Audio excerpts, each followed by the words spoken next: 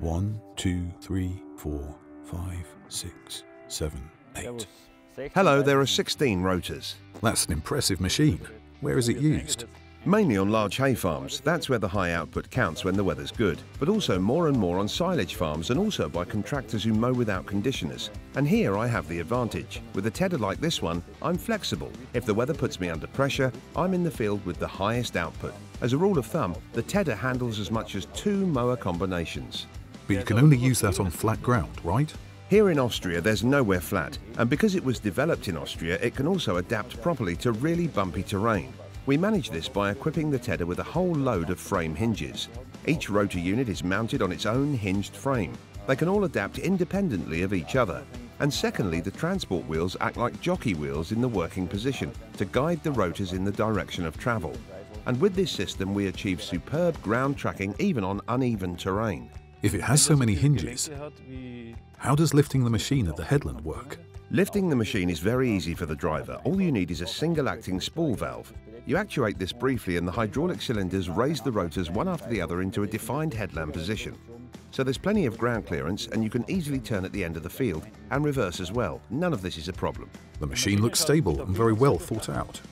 Yes, in this respect, the front guard is an important feature.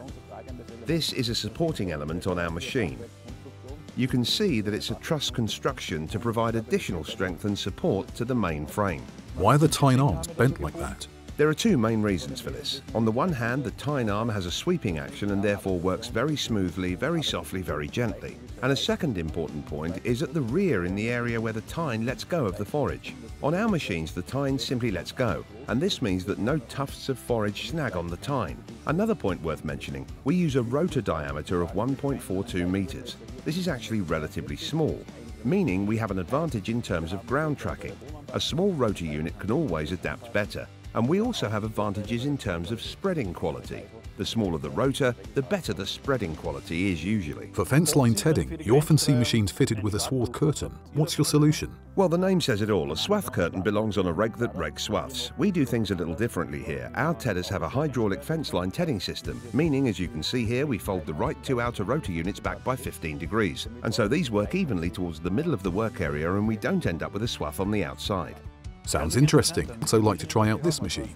No problem. You'll be surprised at how quickly you learn to operate this machine. Although it's so wide, it's not too demanding on the tractor.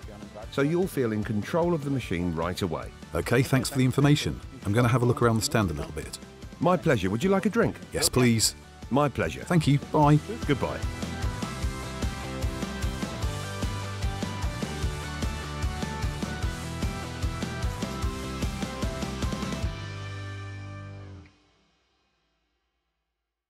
More success with Pertinger.